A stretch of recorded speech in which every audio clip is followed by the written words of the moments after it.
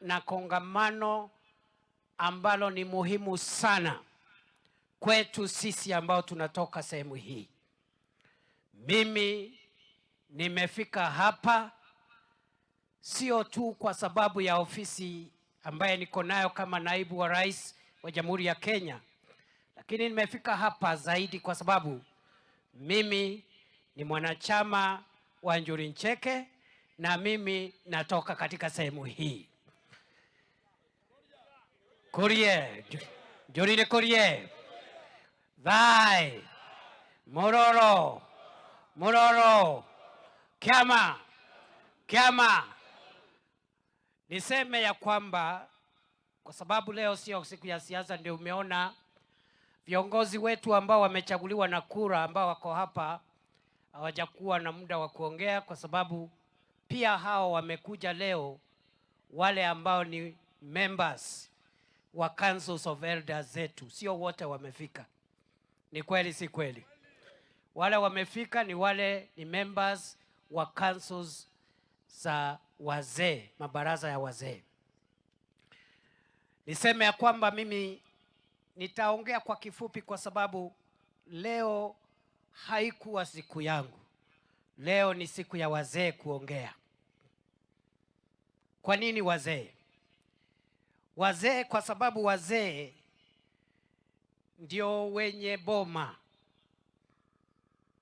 Kwa kimombo tunasema elders are the owners of the land. They are the landlords.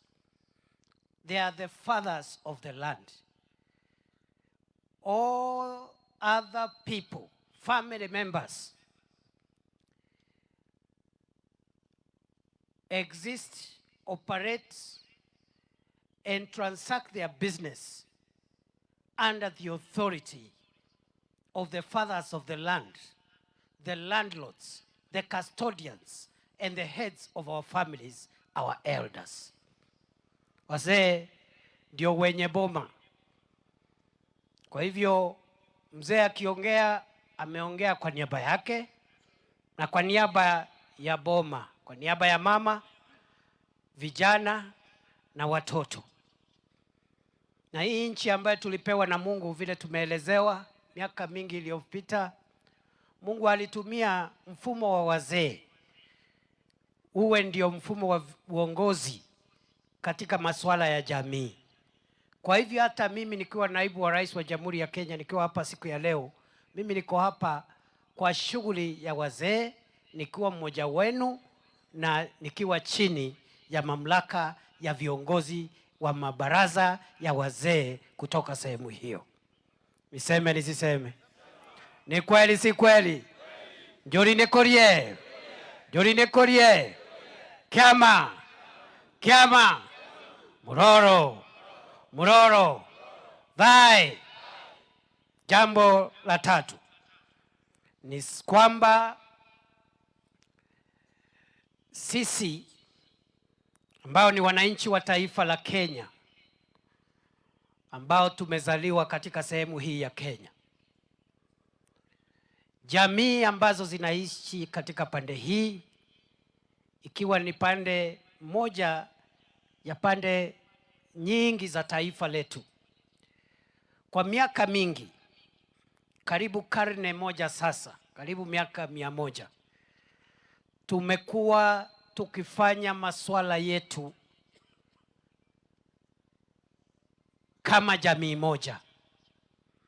Jamii ya Gikuyu, Embu na Meru. Ni kweli si kweli? Sisi tumekuwa tukifanya siasa yetu, maendeleo yetu, mambo ya mila, tukiwa kitu kimoja, ambayo ni jamii ya Mlima Kenya, Agikuyu, Embu na Meru. Niseme kwa hivyo umoja wetu sio sisi tumeanzisha.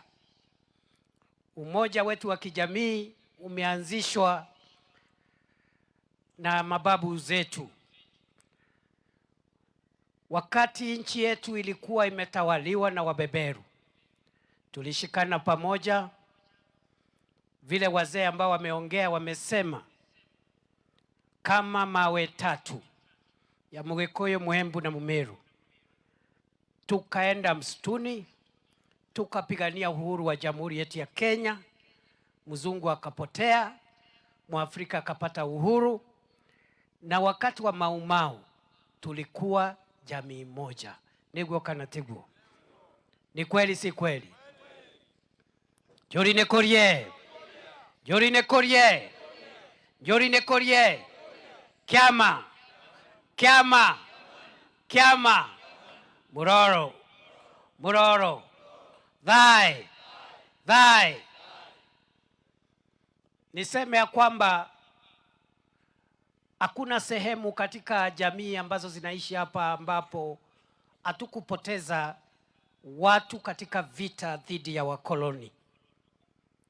Wagikuyu walipoteza maisha, Waembu walipoteza maisha, Wambere walipoteza maisha, Wameru wote katika jamii tofauti za Wameru walipoteza maisha.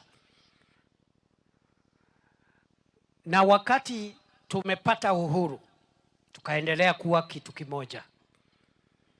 Mungu akatujalia katika marais ambao sasa wamekuwa 5. Marais 3 wamekuwa watu wa pande hii. Ni kweli si kweli? Ni maka natima. Kati ya marais 5 tukapata marais 3 ambao walitoka katika sehemu hii. Tumekuwa na bahati sana kama jamii ya Mount Kenya, because we are not special. Mungu ndiye ametupatia hiyo nafasi. Niseme ya kwamba wakati rais wa kwanza wa Kenya alikuwa mamlakani, Mzee Kenyatta, kwa miaka 15, sisi zote jamii za Gema tulimuunga mkono bila maswali, bila kupinduka, bila kulalamika, mpaka akapumzika wakati Mungu alimuita. Baadaye tukaongozwa, nchi yetu ikaongozwa na Mzee Mwai Kibaki kutoka Nyeri, ambaye tulikuwa tunampenda sana. Vile vile Mzee Mwai Kibaki tulimuunga mkono bila swali, bila kupinduka, bila kulalamika. Ni kweli si kweli? Miaka 12 akiwa makamu wa rais na miaka 10 akiwa rais wa taifa la Kenya. Hakuna Muembu aliuliza swali ama kulalamika, ama Mumeru ama Mumbere, hakuna mtu alilalamika, kwa sababu alikuwa mmoja wetu. Mheshimiwa Uhuru Kenyatta akabarikiwa akawa rais. Miaka 10 tulimtumikia na kumfuata na kumsikiza, na hakuna mtu aliuliza swali.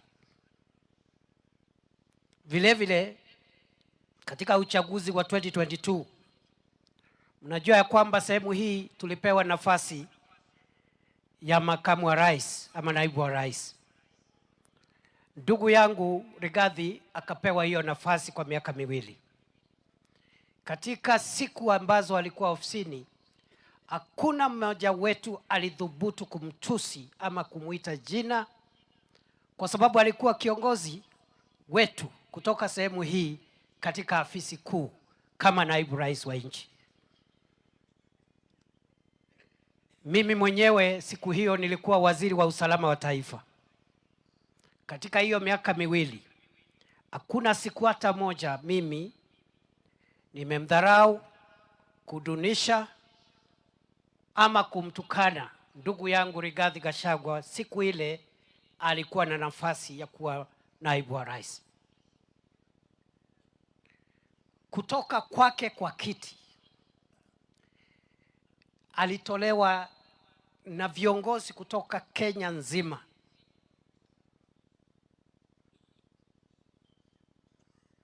Na wakati alitoka ofisini, sisi pia tuliendelea kukimya. Na wakati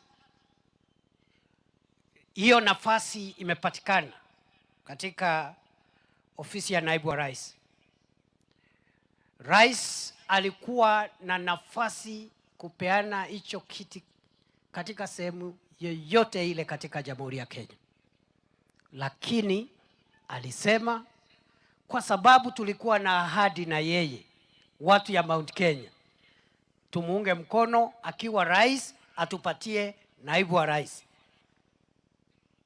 Wakati nafasi ilipatikana, rais akupeleka hicho kiti katika sehemu nyingine. Alisema kwa sababu makosa imefanyika na mtu mmoja, sio jamii. Sasa akasema hiyo nafasi ipatianwe Mlima Kenya, na ikikuja Mlima Kenya kwa mara ya kwanza, vile viongozi wale wengine wote ndugu zetu walikuwa wanatoka Mlima Kenya Magharibi, safari hii Mungu akazungumzia Rais William Ruto katika kupeana kiti cha naibu wake katika Mount Kenya. Nafasi ikakuja hapa Mount Kenya East. Jorine Korie, Jorine Korie, Kiama, Muroro, Thai. Kwa hivyo mimi nataka niseme ya kwamba, kwa sababu mimi ni mwanasiasa, ya kwamba mahali sasa tumefika ni mahali ambapo wazee wetu mtusaidie kama wenye boma na wenye hii himaya yetu ya Mlima Kenya. As the fathers of the land, the elders must guide this community so that one person does not derail the interest of a whole community. Kwa sababu hii nafasi sio yangu binafsi, haikuwa ya Rigathi binafsi, ilikuwa ya jamii. Na ukipewa nafasi kama sasa mimi nimepewa nafasi,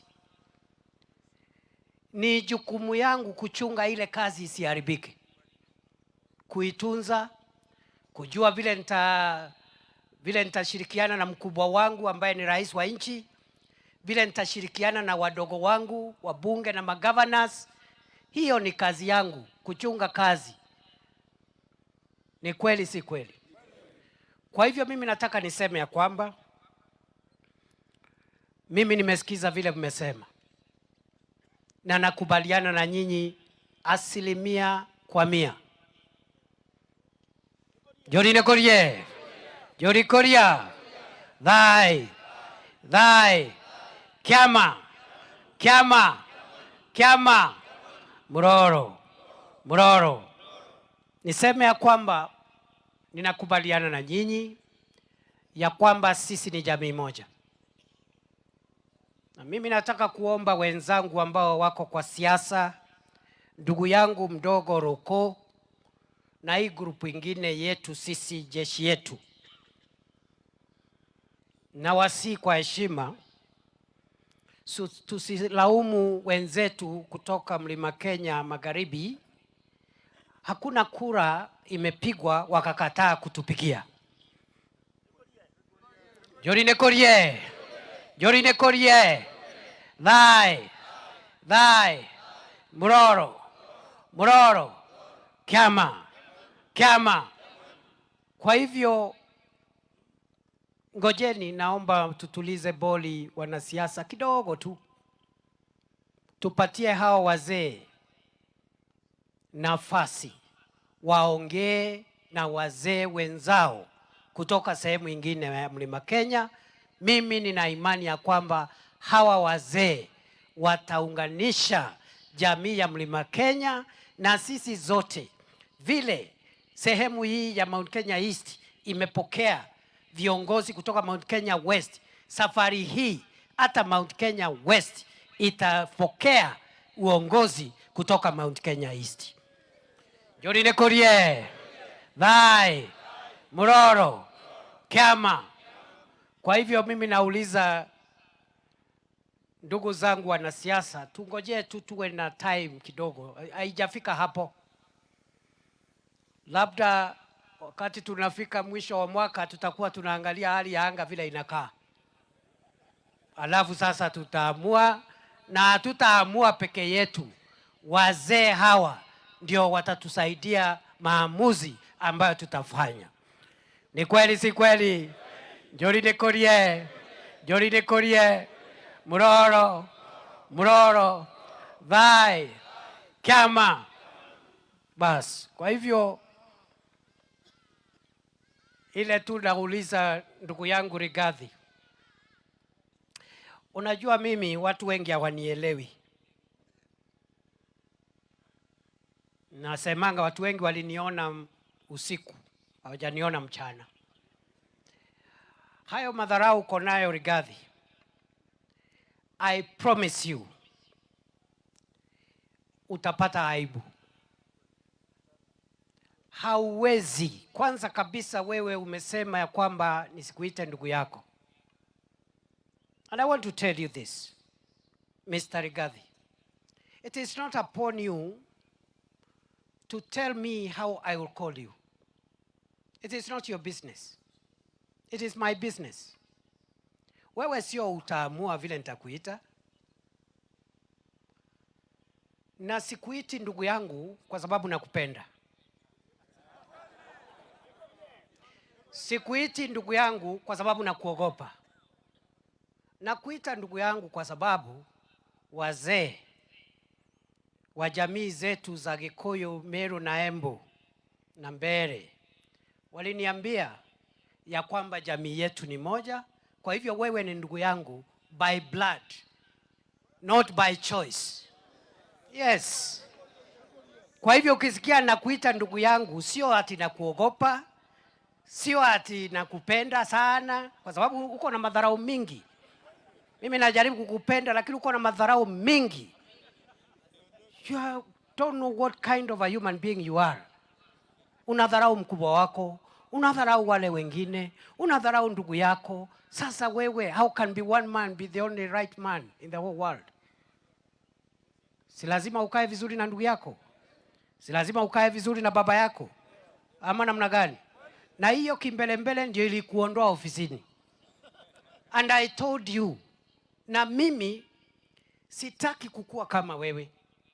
Usinisukume nianze kutoboa siri. Vile nilijaribu kukusaidia usitoke ofisini lakini ukakataa kunisikiza.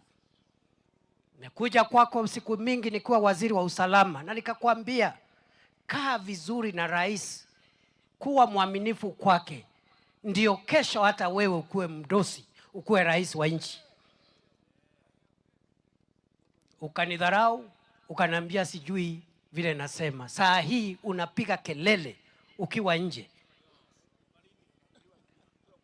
So usinisukume. Nimekwambia wewe, hao watu ambao unazunguka nao ukitafutia viti wakuwe marais. Nasikia umesema sijui Kalonzo ndio rais tutachagua, sijui nani. Wewe endelea na hiyo biashara yako. I have no problem with you. Ungoje next year tukunyoroshe na William Ruto. Jori nekorie. Jori nekorie. Jori koria. Vai. Vai. Muroro. Muroro. Kiama. Kiama. Bas. Mimi nilikuwa tu niseme hivyo kwa sababu wewe sio Mungu, ndugu yangu. You are not God. Na wacha kunidharau. Mimi nimekuwa mambo mingi, wewe sijui ulitoka wapi ukapitia hapa, na hiyo shortcut ndio imesababisha hii hasara yote. Kujipiga kifua, oh maringo, sijui utafanya nini. There is nothing you will do. Na mimi nimepigana vita kubwa. Iko siku Mheshimiwa Uhuru Kenyatta na William Ruto walikuwa na kesi kule Hague. Mzungu alikuwa anataka kuwafunga. Na sikukuona siku hiyo, wewe Rigathi, sikukuona. Ule mzungu alikuwa anatisha sisi hapa. Anaongea kama ule Goliathi kwa Biblia. Ule Ocampo anasema atafunga hao watu. Paka wazee kama Mudhaura, mzee kama Mudhaura anachukuliwa, anawekwa ndege ati aende akafungwe ati Mudhaura amefanya rape. Ukiangalia Muthaura ni mtu, ni mzee. Muthaura ni mtu ya kufanya mambo ya rape. Is it possible? The charges that were proffered against Ambassador Francis Muthaura, one of the greatest sons of Kenya, included rape, organizing rape. I bet you, those who know Ambassador Muthaura, he cannot be part and parcel of any meeting to organize how our women can get raped. Lakini mzungu kwa sababu ya madharau akakuja na hiyo kimbelembele, tulimnyorosha hatukumnyorosha. Uhuru alikuwa rais hakukuwa, Ruto alipata urais hakupata. Kwa hivyo wewe Rigathi, you are a very small time politician. Uko kidogo sana kwangu. Ni vile nimekuwa nimekimya. Na umezunguka hapa na vijana wakizunguka gari yako hapo wakisema one term.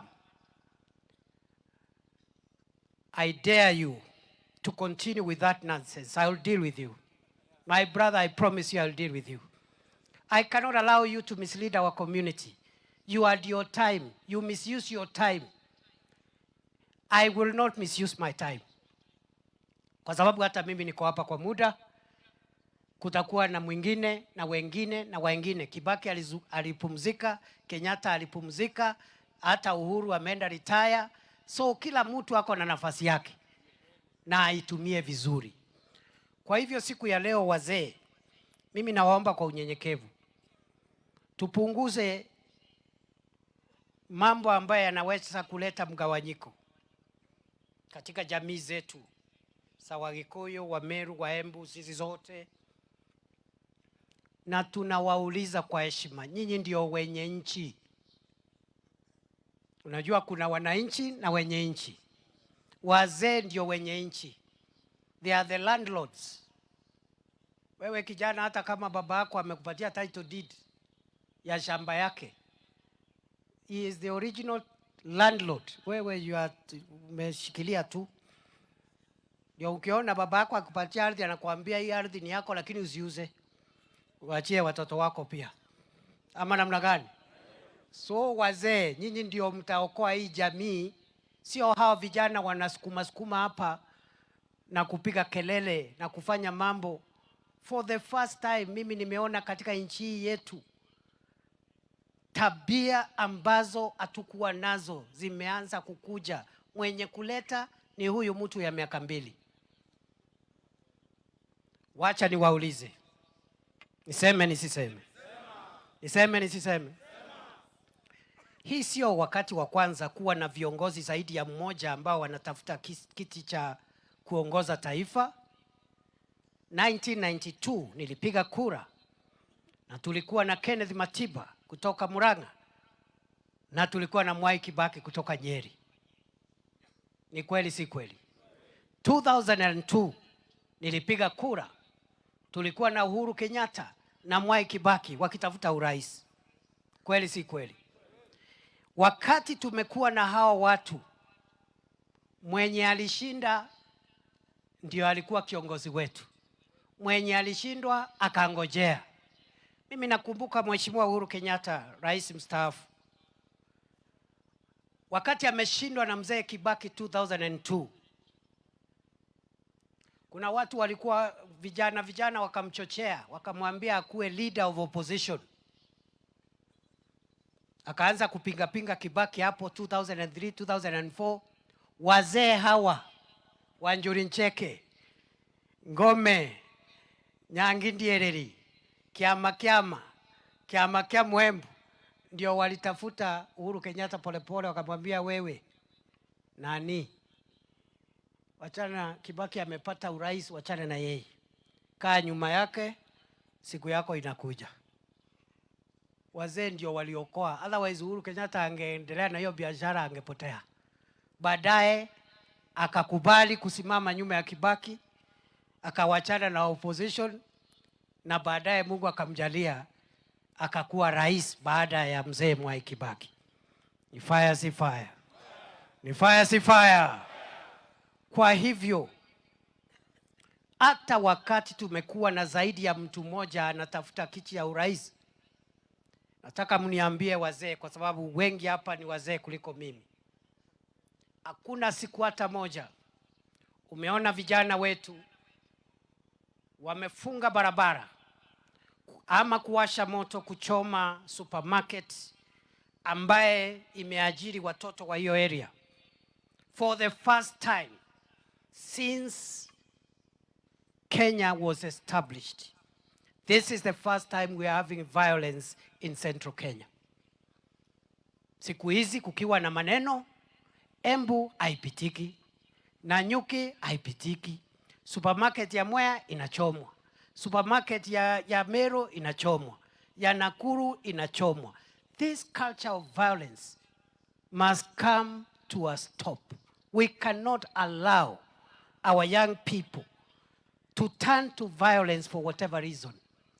Na nyinyi wazee ndio mtatusaidia tuongee na vijana wetu, tujue ya kwamba kuwa na tofauti za kisiasa haimaanishi ya kwamba tuvunje rasilimali zetu ama tuharibu mali ambaye sisi tumetafuta na jasho yetu sisi wenyewe. Ni kweli si kweli? Njori nekorie.